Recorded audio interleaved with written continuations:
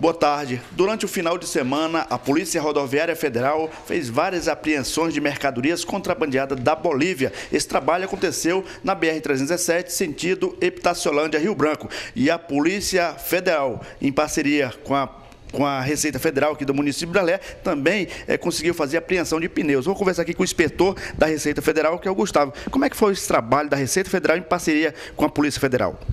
Bom, Mir, nós recebemos denúncia de que estava havendo contrabando de pneu para uma borracharia na saída para Assis Brasil e fomos lá verificar, constatamos que realmente estava sendo feito esse ato ilícito e acionamos a Polícia Federal e fomos junto com eles lá para fazer a retenção da mercadoria. Já foi feito o processo de perdimento? O processo está em fase de formalização ainda, mas será feito processo de perdimento e de multa. Qual o procedimento? Pneus da Bolívia para o Brasil não pode passar de hipótese nenhuma? Não é bem assim. Não é proibido importar pneus da Bolívia. É apenas proibido importar como bagagem.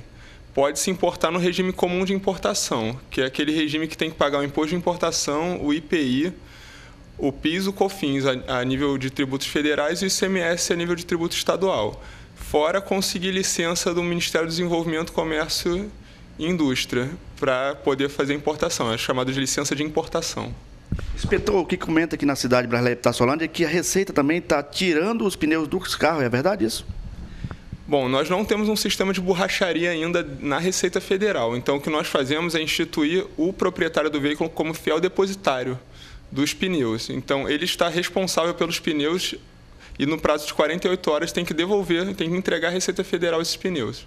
Está aí toda a explicação do Gustavo, ele que é inspetor da Receita Federal aqui do município de Brasileia. De Brasileia, Almir Andrade, para o Gazeta Alerta.